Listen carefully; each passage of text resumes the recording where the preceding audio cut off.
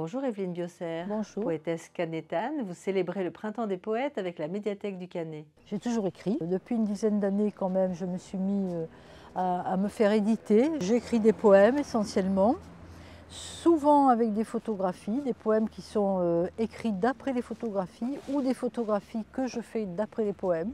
C'est dans un sens ou dans l'autre. J'écris aussi des nouvelles. Je vais publier un deuxième recueil de nouvelles.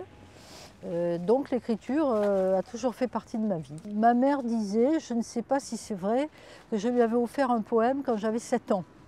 Donc ça remonte loin maintenant.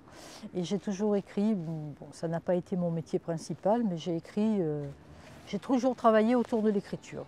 Pourriez-vous nous lire 2 poèmes extraits de votre recueil Mémoire en couleurs, publié à Neuf Éditions? C'est un recueil que j'ai écrit, donc j'ai écrit les textes après les photographies. Et celui que je vais vous lire, c'est parce que j'ai fait une photographie du Taj Mahal, le fameux tombeau que l'empereur moghol a construit pour sa femme après son décès, sa femme qu'il aimait beaucoup, et sur son lit de mort, il lui a demandé « Qu'est-ce que tu voudrais que je fasse pour toi ?» Et elle a dit « Je voudrais un tombeau comme il n'en existe pas ». Donc il a construit le Taj Mahal et il m'a inspiré un poème que j'ai appelé « Amour éternel ». L'amour ici est géomètre, comptable en nombre d'or de siècles, où le plomb lourd du temps humain en limpidité s'est figé.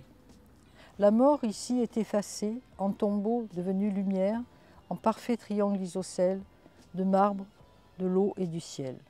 La vie ici est passagère, passerelle vers le divin, elle unit le ciel à la terre en un remerciement sans fin.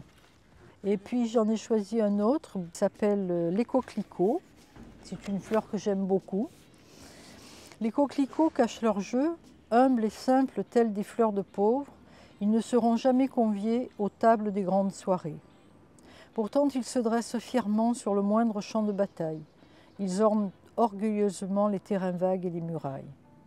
Ils se glissent insidieusement entre l'asphalte et la pierraille. Ils seront les derniers fleuris quand la planète aura péri. Merci Evelyne Biosser. Merci à vous.